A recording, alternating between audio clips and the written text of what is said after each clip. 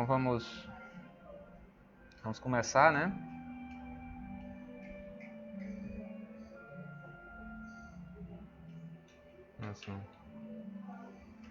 Vamos começar. Muito boa noite a todos. Sejam todos muito bem-vindos. Mais uma noite de estudo.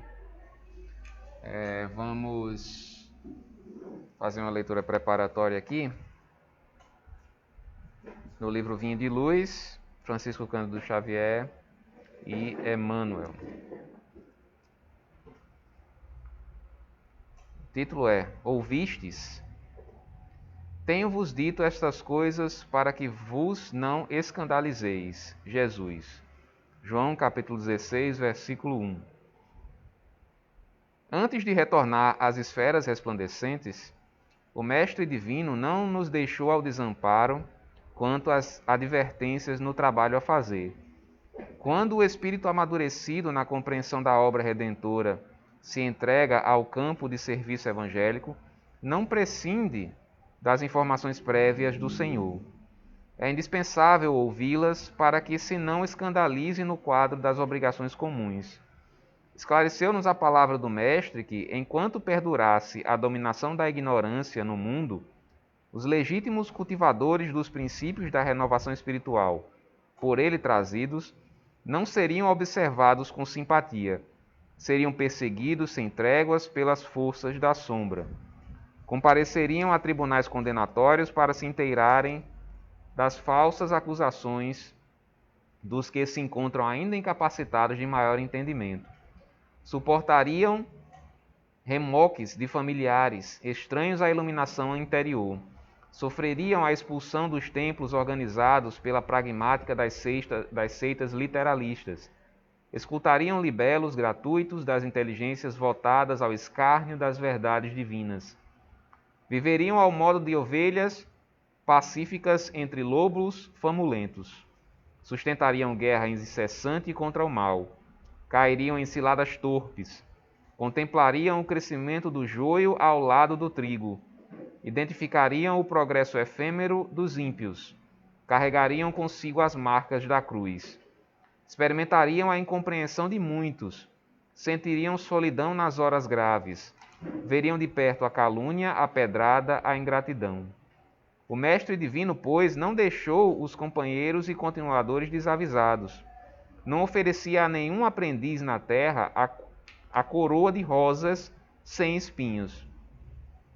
Prometeu-lhes luta edificante, trabalho educativo, situações retificadoras, ensejos de iluminação, através da grandeza do sacrifício que produz a elevação e do espírito de serviço que estabelece luz e paz. É importante desse modo, para quantos amadureceram os raciocínios na luta terrestre, a viva recordação das advertências do Cristo, no setor da edificação evangélica, para que se não escandalizem nos testemunhos difíceis no plano individual. Assim seja. Bom, vamos começar, né? Após a leitura preparatória, vamos fazer a nossa oração inicial. Vamos todos fechar os nossos olhos, vamos elevar o nosso pensamento ao alto e agradecer a Deus, nosso Pai, por estarmos todos aqui presentes, né? Tanto os que estão aqui encarnados, aqui presencialmente, os desencarnados que também aqui se encontram, bem como aqueles que estão nesse momento nas suas residências, assistindo esse estudo da noite de hoje, esta reunião. Obrigado, Pai, por mais este dia, um dia de lutas, trabalhos, vitórias, horas difíceis e angústias passageiras. Obrigado, Senhor, por todas as oportunidades, por todos os momentos alegres e também pelos momentos assim não tão alegres, porque é através deles que nós aprendemos as lições necessárias para nosso crescimento. Perdoa ao Senhor pelos momentos em que fraquejamos, pelos momentos em que deixamos que os nossos medos sejam maiores do que a nossa fé. Permite, Senhor, que esta noite seja uma noite de aprendizado, que possamos absorver as lições que nos são dadas por estes livros que foram repassados a nós pelos Espíritos de luz que acompanham os trabalhadores da seara do bem. Mais uma vez te agradecemos, que assim seja, e pedimos permissão para dar por iniciado o estudo da noite de hoje com muita paz, com muito amor, que assim seja. Bom, gente, hoje nós vamos continuar, né, o livro Loucura e Obsessão, capítulo 9, dessa vez, Novas Luzes para a Razão. Nós vimos nos capítulos anteriores, né, que esse livro ele se passa uma boa parte dentro de uma casa de culto afro-brasileiro. Nós vimos os diversos tratamentos, os diversos atendimentos que foram feitos nos capítulos anteriores. Pessoas que estavam com ideias suicidas, pessoas que queriam destruir a família das outras pessoas, dos outros, dos seus inimigos, pessoas que tinham problemas de aceitação pessoal, enfim, uma variedade enorme de sofrimentos, né, que buscaram nesta casa, né, na forma como ela se apresentava, a solução para os seus problemas. E de lá saíram com um atendimento fraterno, com uma palavra amiga, e que seria o início, né, o começo da modificação das suas próprias vidas. E vimos também, né, a questão que nós devemos nos desvencilhar dos preconceitos, né, não podemos julgar as coisas pelas aparências. Apesar da casa se utilizar de rituais, de coisas, de objetos, até de atitudes diferentes, assim, que são típicas, né, daquele tipo de religião, né? O amor ali era presente, né? Deus estava presente, inclusive quem tomava conta da casa era uma criatura, né, que até ela vai voltar aqui neste capítulo 9, para nos explicar algumas coisas, que era um espírito de extrema luz, né, que estava lá justamente, ela se apresentava com aqueles trejeitos dos ancestrais africanos, né, assim como nosso querido irmão Zé da Cura aqui, mas era um espírito de extrema luz, tomava conta da casa e ali tratava a todos que chegavam na busca de solução para os seus problemas, de busca de, como eu disse, de uma palavra amiga, de um socorro espiritual. Nesse capítulo 9, nós vamos dar, no caso aqui, a reunião se encerrou, né, a reunião presencial de encarnados se encerrou no capítulo 8, e nesse capítulo 9 nós vamos passar para justamente a pós-reunião, né, o que é que aconteceu após o encerramento dos trabalhos lá da casa de oração.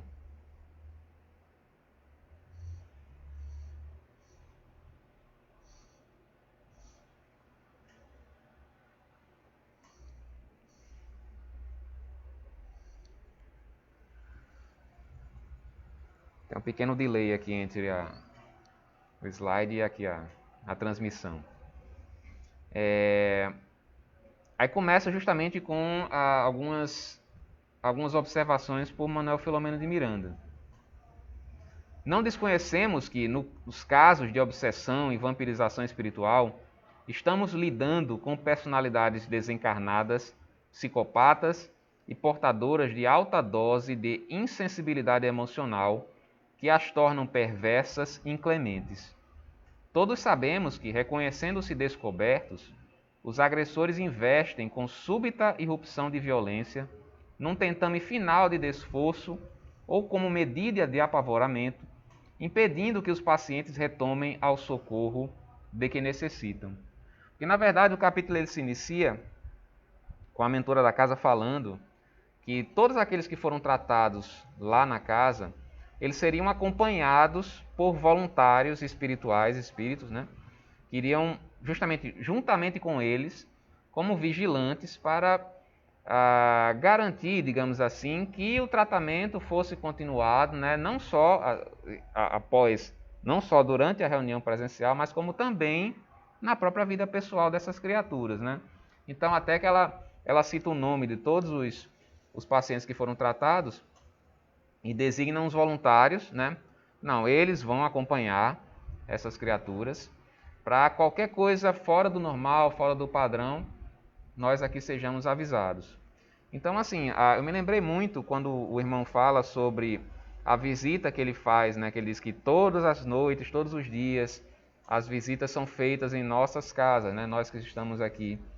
E é basicamente a mesma coisa, é como se fosse uma continuidade do tratamento, né? Uma vigilância que os mentores espirituais fazem conosco, né? Para que nós não caiamos, digamos, não tropecemos em falso.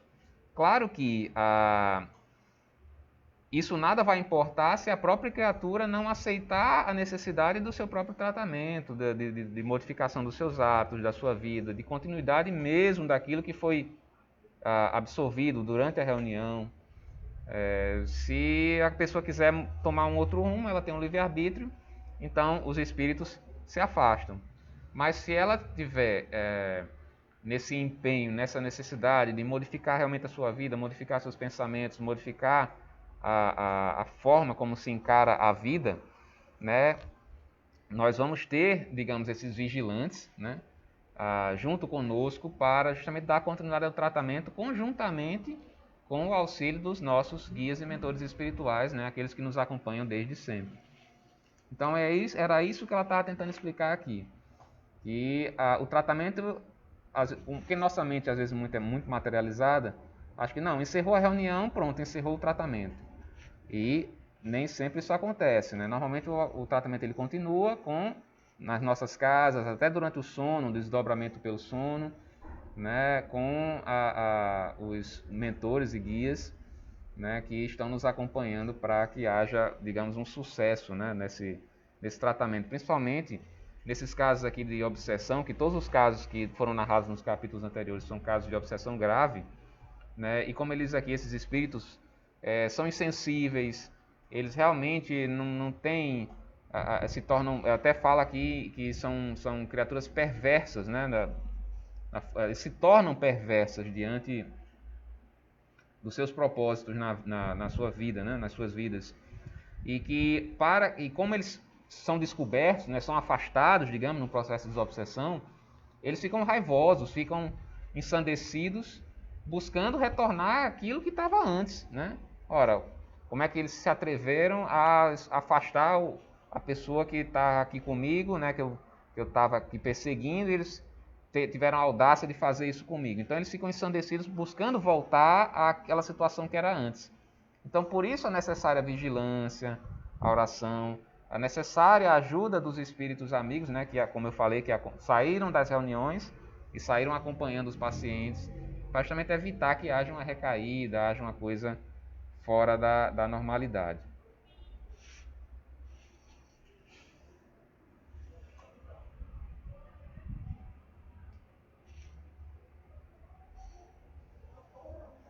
Hoje teremos, como de outras vezes, né? Aí ela justamente explica isso que eu falei.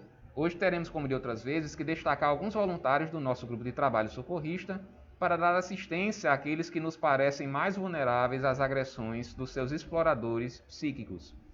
Devem inspirar-lhes alento e coragem, bom humor e pensamentos superiores, de modo que possam romper as ligações com os adversários aos quais se acostumaram. Né? Então, é como uma espécie de síndrome de abstinência, né?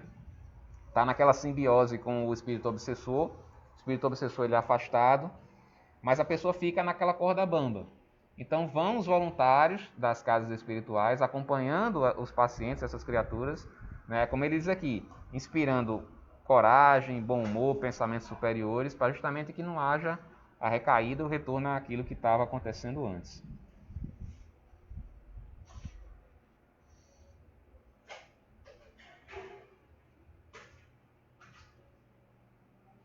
Essa luta é de todo momento que deve ser empreendida através do esforço contínuo de autossuperação e dedicação ao próximo.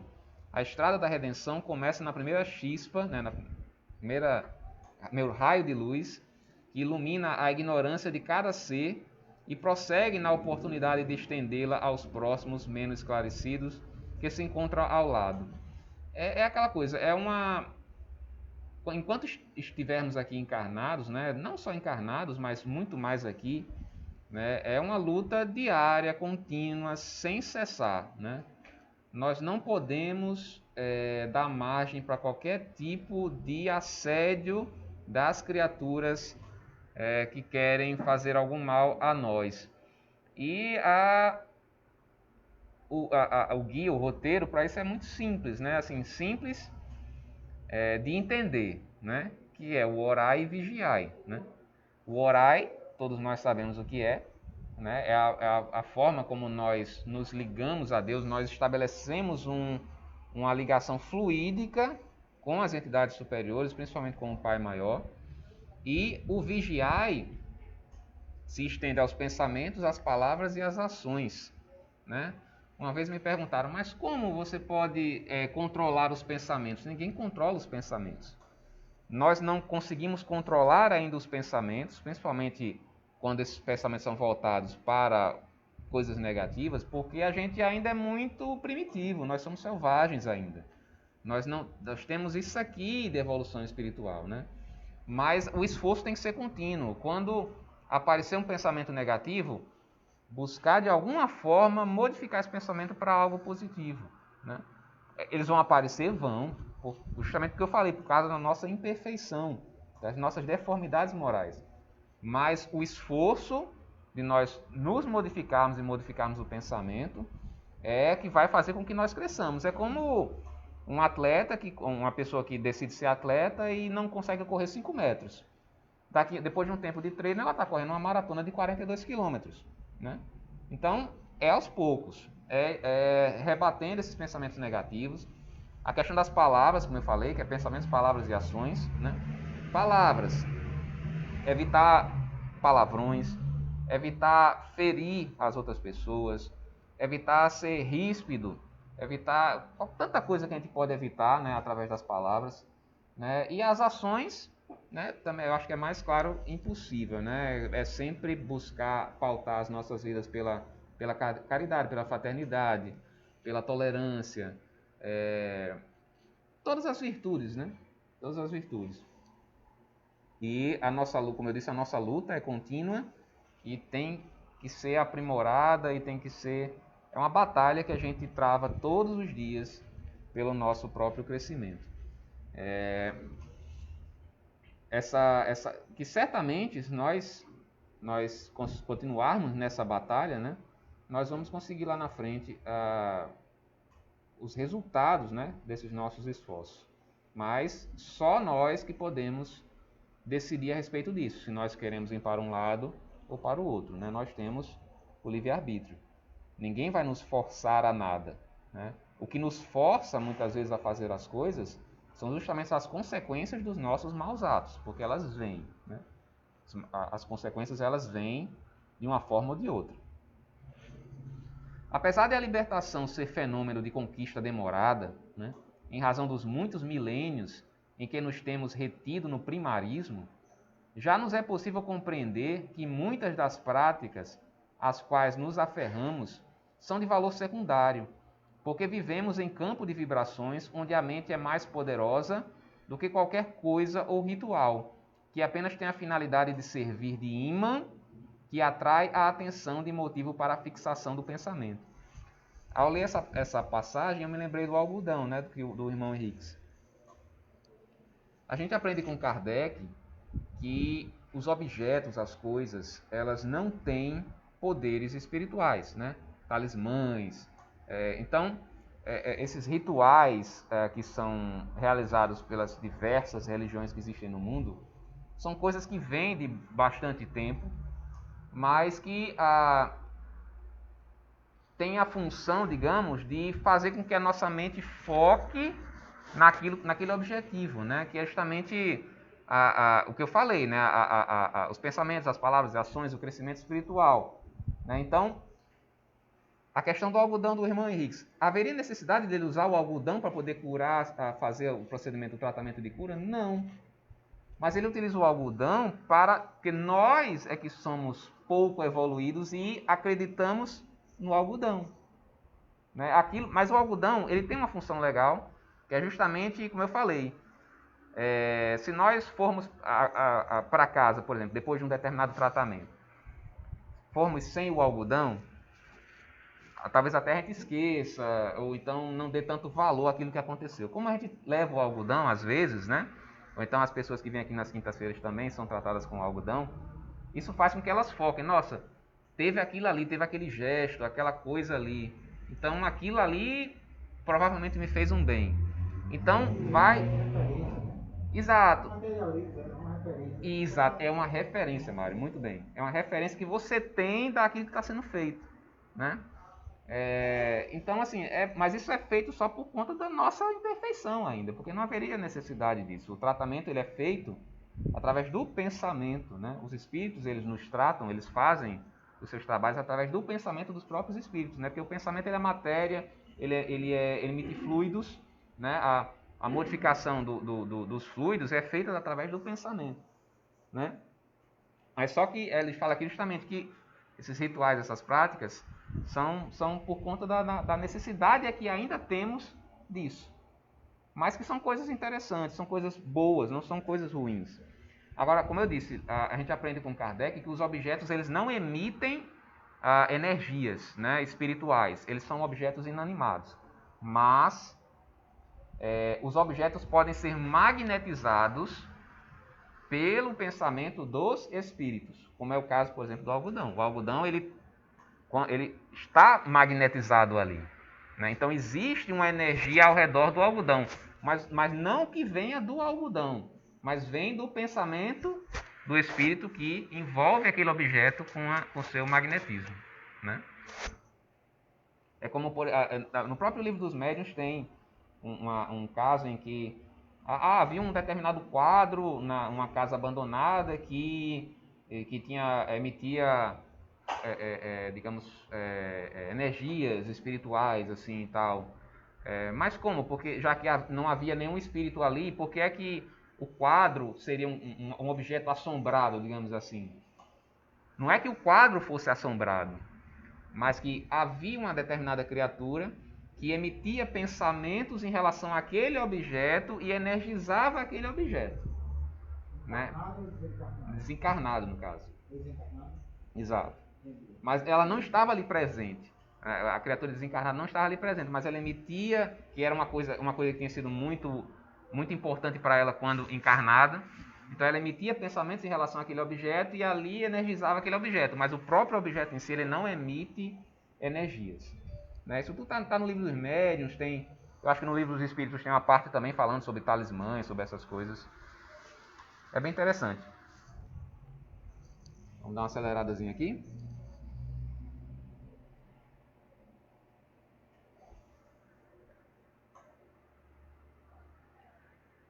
Aí começa a mentora espiritual a falar: a ação dos feitiços é real. Aliás, pergunta Manuel Filomeno de Miranda: a ação dos feitiços é real, conforme se apregou em diversas áreas das crenças e seitas religiosas, como as ciências socioantropológicas?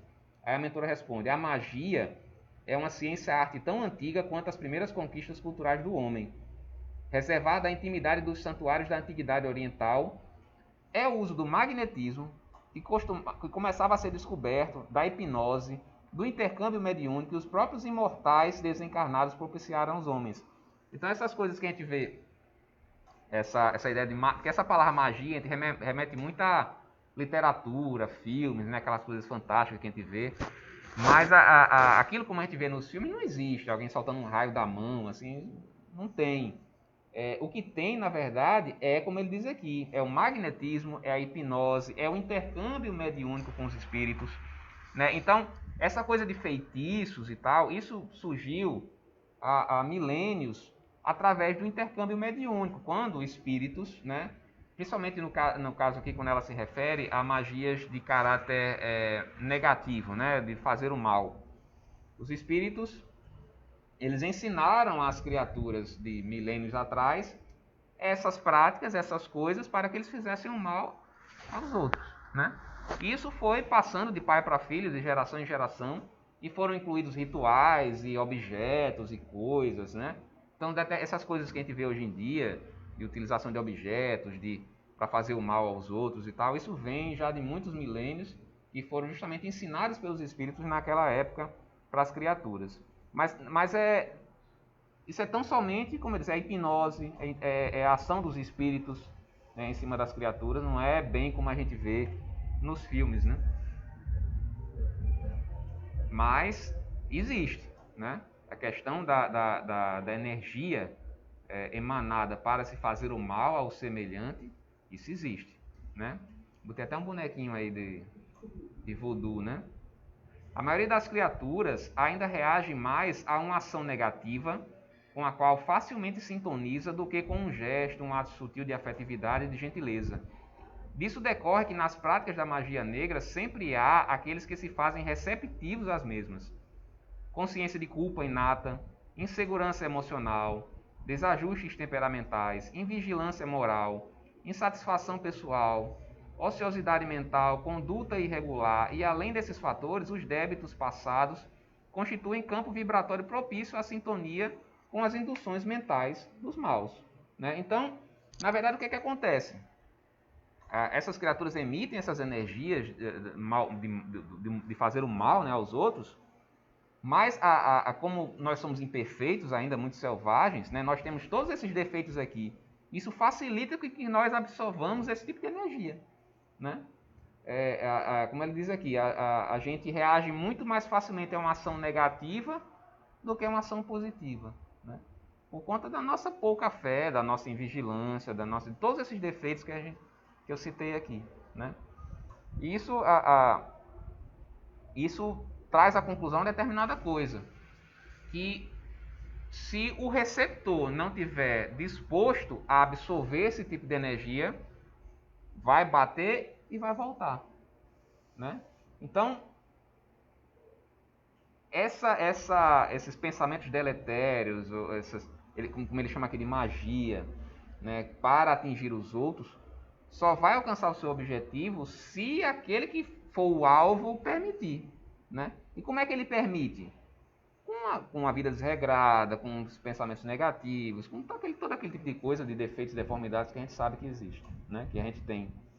Então, se nós buscarmos uma vida de esforço, no sentido de crescimento mesmo espiritual, como eu falei, orai e vigiai, vai se formar um escudo ao nosso redor e aquilo ali vai voltar como se fosse um espelho, né?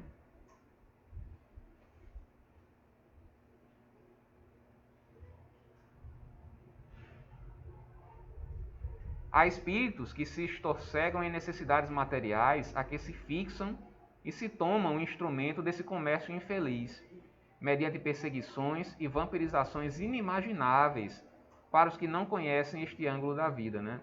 Então, esse tipo de energia também, esse tipo de pessoa que se utiliza desse tipo de prática, também se utiliza dos espíritos para que, né, consigam seus objetivos.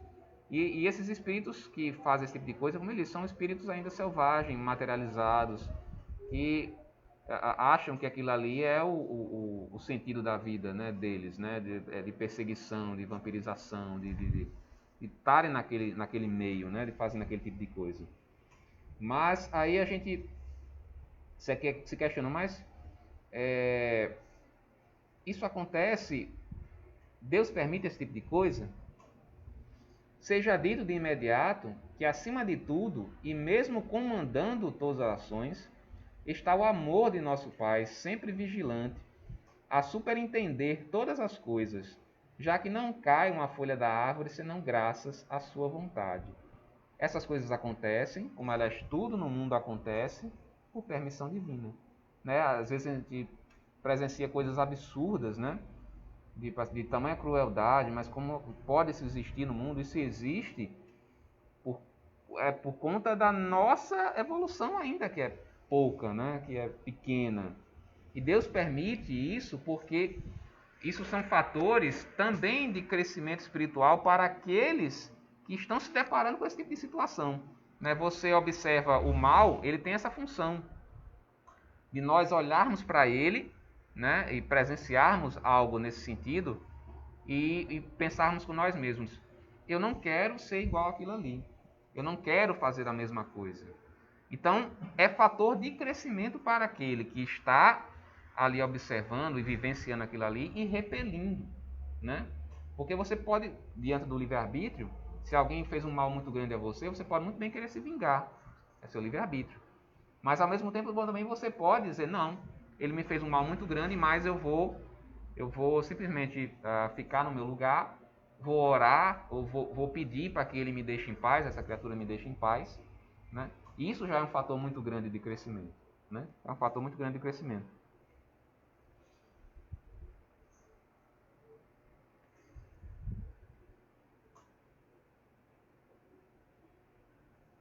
Concluímos, portanto, que a ocorrência nefasta, obsessiva, perturbadora se dará ou não conforme a sintonia, a receptividade do indivíduo.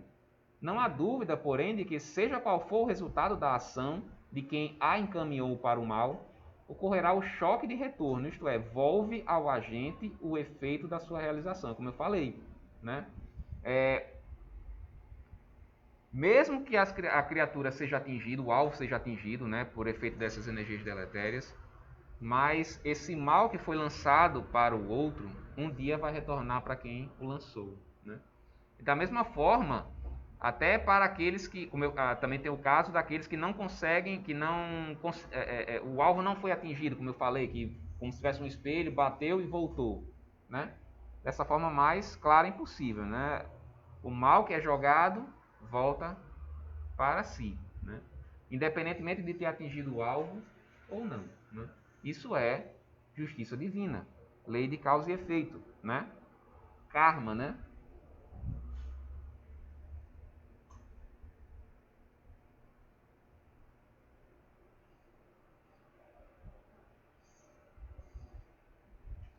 Dia vem e já se apresenta em suave amanhecer, no qual os espíritos e homens, esclarecidos da realidade, compreenderão melhor a finalidade da vida, emergindo do barbarismo para a civilização, da violência para a bondade, em todos os campos comportamentais, não mais se fazendo necessários os cultos e práticas ainda em voga, por se haverem espíritos e homens erguido à compreensão e certeza de que só através do amor e da educação se poderá fruir da felicidade real. Isso é, digamos, o destino, o objetivo, o ponto de chegada da humanidade. Né?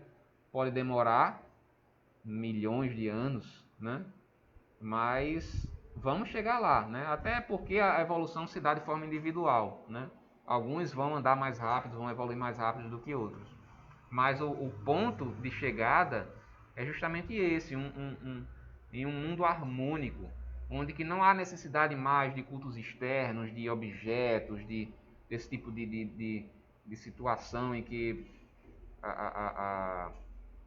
se busca, através de objetos, de coisas, fazer o mal semelhante. Né? Então, o ponto de chegada é esse, é uma irmandade universal, né? Que todos são irmãos, como se fosse uma gigantesca família universal. Né?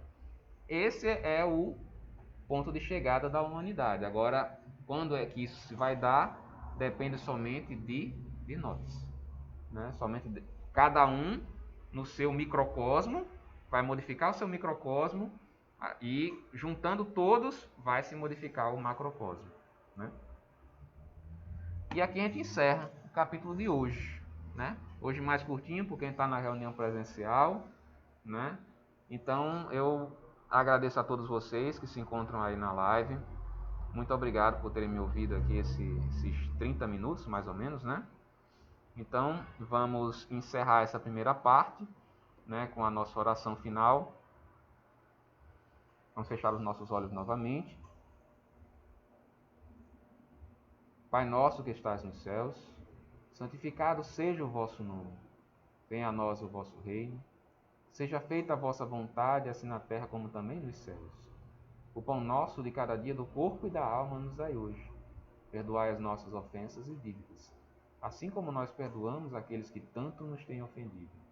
E não nos deixeis cair em más tentações, mas livra-nos, Senhor, de todos os males, porque teu é o reino, o poder e a glória, para todo sempre. Com esta prece, te pedimos permissão ao Pai para dar por encerrada esta primeira parte dos estudos da noite de hoje, com muita paz, com muito amor. Que Deus abençoe a vocês que se encontram aqui na live. Se Se Deus assim permitir, nós estaremos na próxima semana, né, com essa mesma transmissão, no mesmo horário, né, com o capítulo 10º do livro Loucura e Obsessão. Então, uma boa noite a todos.